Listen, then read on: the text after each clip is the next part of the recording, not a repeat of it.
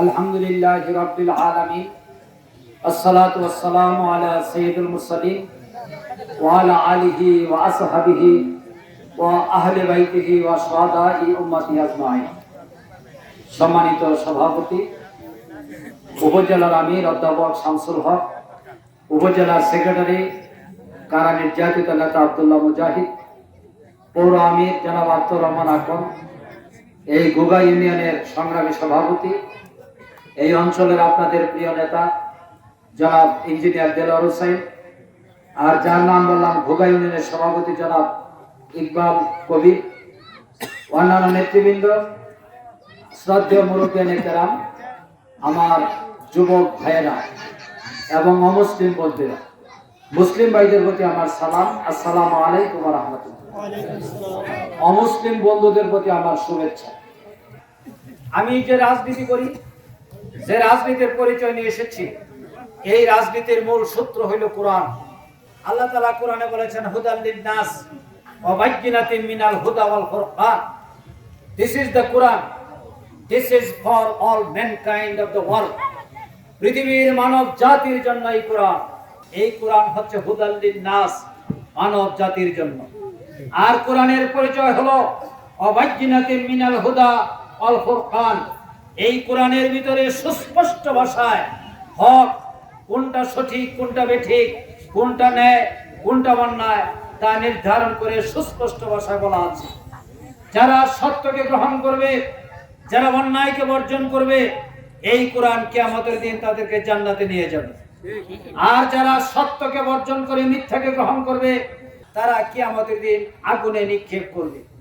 আল্লাহ তাআলা এই বক্তব্যটি মানব জাতিকে লক্ষ্য করে বলেছেন, হাসরের দিন বিচারের সময় লোককে জাহান্নামের দিকে নিয়ে যাওয়া হবে। জাহান্নামের দরজায় দণ্ডায়মান ফেরেশতা দাঁড়িয়ে জিজ্ঞেস করবে, হে জাহান্নামগামী লোকেরা, আজকে যে তোমরা দলে দলে জাহান্নামে আসছো, দুনিয়ার জীবনে তোমাদের কাছে কি আল্লাহর পক্ষ থেকে কোনো রাসূল যায়নি?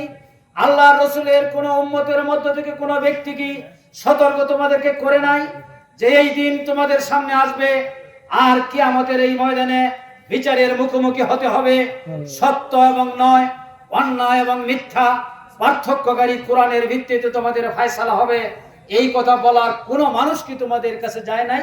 তারা জবাব দেবে, হ্যাঁ তারা গিয়েছিল, কিন্তু আমরা তাদের কথা শুনি নাই।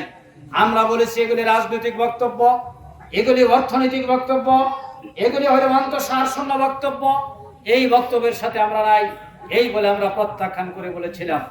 তখন ফেরেশতারা বলবে, সেই দিন যেহেতু তোমরা ইসলামের বাণী প্রত্যাখ্যান করেছিলে, কোরআনের বাণী প্রত্যাখ্যান করেছিলে, কোরআনের আহ্বান প্রত্যাখ্যান করেছিলে, আজকে তোমাদেরকে আল্লাহ রাব্বুল আলামিনের পক্ষ থেকে প্রত্যাখ্যান করা হলো, তোমরা এই জাহান্নামে প্রবেশ করো। ধাক্কা দিয়ে তাকে জাহান্নামে প্রবেশ করানো হবে। আমরা সেই কোরআনের রাজনীতি করি, যে কোরআন আমাকে জান্নাতে নিয়ে যাবে, যে কোরআন আমাকে জাহান্নাম থেকে মুক্ত করবে, যে কোরআন আমাকে অন্যায় থেকে বিরত রাখবে, যে কোরআন আমাকে মিথ্যা বলা থেকে বিরত রাখবে, ঘুষ থেকে দুর্নীতি থেকে মুক্ত রাখবে, আমি সেই কোরআনের কথা বলি। আমরা সেই কোরআনকে অনুসরণ করি। এই কোরআন মানব জাতির জন্য প্রাধান্য হয়েছে।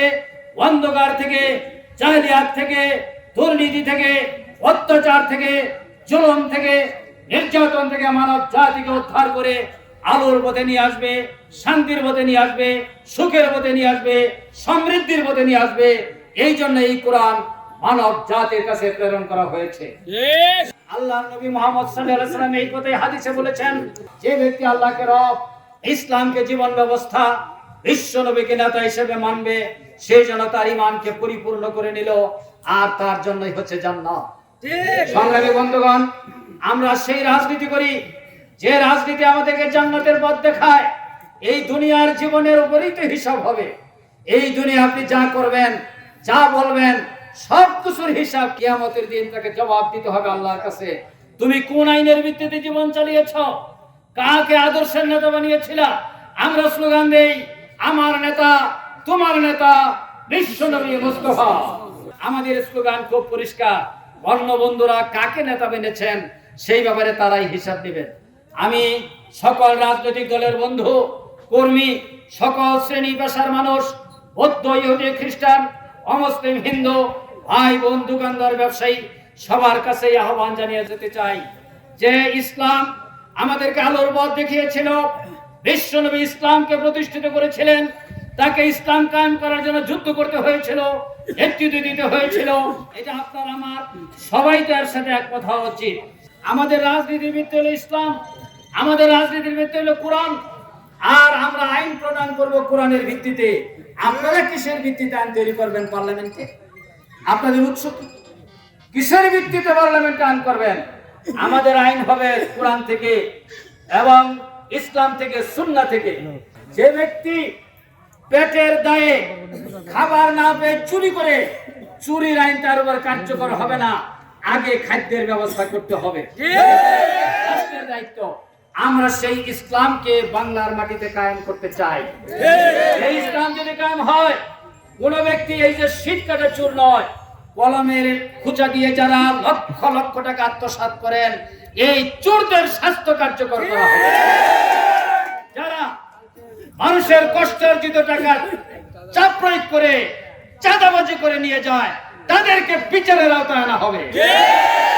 ইসলামী আইন যদি কায়েম হয়, পার্লামেন্টে যদি আমরা পাস করতে পারি, আমরা যে এলাকায় পাস করব সেই সীমানার ভিতরে কোনো ব্যক্তি কোনো চাঁদাবাজি করতে পারবে না, মাস্তানি করতে পারবে না, কারো সম্পদ অন্যায়ভাবে আত্মসাৎ করতে পারবে না। জামাতের কোন নেতা, কোন কর্মী অন্যায় আত্মসাৎ করার প্রশ্নই আসে না। যারাই করবেন তাদের বিরুদ্ধে ফৌজদারি দণ্ডবিধির এই সাজা কার্যকর হবে। তার কারণে আজকে আমরা এই আইনটি না থাকায় 54 বছরে যারা বাংলাদেশে এসেছেন তারা ইসলামের আইনে দেশ চালান নাই। ফলে এখানে সুদ উচ্ছেদ হয় নাই, দুর্নীতি উচ্ছেদ হয় নাই, বিদেশে টাকা পাচার বন্ধ হয় নাই, ব্যাংক ডাকাতি বন্ধ হয় নাই, ইনকালাবি বন্ধ হয় নাই। বাংলাদেশে 28 লক্ষ কোটি টাকা বিদেশে পাচার হয়ে গেছে। এটা তো বাংলাদেশের গরিব মানুষ এই টাকা পাঠায় নাই, পাঠাইছে যারা বুদ্ধিজীবী, যারা সচ্ছল, যারা সমাজের প্রভাবশালী নেতা, যারা পার্লামেন্টের এমপি মন্ত্রী, তারাই তো এটা পাঠিয়েছেন। আর কোরআনের ভিত্তিতে টাকা পাঠানো তো দূরের কথা, কোন এমপি যদি অন্যায়ভাবে 1 টাকা আত্মসাৎ করেন, সে জামাত ইসলামীর সদস্য হিসেবে থাকতে পারবেন না। এত কোরআন আইনের মধ্যে আমরা চলি। আল্লাহ বলছেন, যারা ইসলামের কথা বলে, কোরআনের কথা বলে, ইসলামকে যারা প্রতিষ্ঠিত করতে চায়, তাদের বিরুদ্ধবাদী শক্তি সব সময় তাদেরকে হুমকির মধ্যে রাখে, চোখ রাঙ্গানির মধ্যে রাখে। এমনকি তারা বলে, তোমাদের বিরুদ্ধে বিরাট শক্তি নিয়ে আমরা প্রস্তুতি নিচ্ছি, তোমাদেরকে আগামী দিনে মাটির সাথে মিশিয়ে দেওয়া হবে। এই বক্তব্য যখন ওই ব্যক্তিদের কাছে যায় যারা কোরআন মানে, তাদের কাছে ফাযাদাহুম ঈমানা, আল্লাহ বলছেন তাদের ঈমান তখন আরো বেড়ে যায়। তারা উত্তর দেয়, আমাদের বন্ধু হচ্ছেন আল্লাহ, তিনি হচ্ছেন সর্বোত্তম সাহায্যকারী। কোরআনে আল্লাহ বলছেন, জমিনে পরিভ্রমণ করে দেখো সীমা লঙ্ঘনকারীদের পরিণতি কত ভয়ঙ্কর হয়েছিল। লুতের দিকে তাকাও, মাদিয়ানের দিকে তাকাও, এক রাতে অথবা রাতের একটি অংশে তাদেরকে নিশ্চিহ্ন করে দেওয়া হয়েছে। সীমা লঙ্ঘন করবে না একজন করেছিল, সাঙ্গবাঙ্গ সহ। উনি কিন্তু বাংলাদেশেও থাকতে পারেন নাই। মাত্র 40 মিনিটের মধ্যে হেলিকপ্টার যুগে দেশ থেকে পালিয়ে গেছে। আমরা বলছি নির্বাচন হবে, এই নির্বাচনে কোনো ব্যক্তি কেন্দ্র দখল করতে পারবে না, ভীতিজনক পরিস্থিতি সৃষ্টি করতে পারবে না, হুমকি দিতে পারবে না। যদি কেউ করে, সে অন্যায় করবে, বেআইনি কাজ করবে, আর বেআইনি কাজের একমাত্র পন্থা হলো তাদেরকে গ্রেফতার করা। যদি না হয়, নির্বাচন কমিশন বলেছেন এই ধরনের কোন সিচুয়েশন হইলে সেই কেন্দ্রে ভোট গ্রহণ স্থগিত থাকবে, পরবর্তীতে বিডিআর দিয়ে, আর্মি দিয়ে সেখান থেকে ভোট নেওয়া হবে। আপনারা ভয় পাবেন না ভোটার ভাইরা, আর হিন্দু মুসলিম বন্ধুরা ভয় পাবেন না। আমরা আপনাদের সামনে, বাড়ির সামনে বুক পেতে দিয়ে থাকবো, কোন ব্যক্তি আপনাদের কোনো ক্ষতি করতে পারবে না। সকল ভোটার ভাইরা, বোনেরা, আপনারা সকালবেলায় উঠে বিসমিল্লাহ বলে ভোট দিবেন, ন্যায়ের প্রতীক বাড়ি বল্লায় ভোট দিয়ে ঘরে ফিরে যাবেন। আপনাদেরকে কেউ তাকানোর সাহসও পাবে না। যদি কেউ হুমকি দেয়, হুমকির ভাষা আমাদেরও জানা আছে। আপনারা হুমকি দিতে দিতে ডাকসু থেকে আউট হয়ে গেছেন। এক নেতা নাকি বলছে এটা একটা স্কুল। মাহাথির মোহাম্মদ মালয়েশিয়ার প্রধানমন্ত্রী, তিনি এই বিশ্ববিদ্যালয়ের ছাত্র ছিলেন।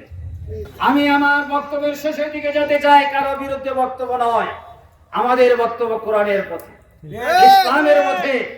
আপনারা যতটুকু বাধা দিয়েছেন আমি তার ততটুকুই প্রতিবাদ করেছি।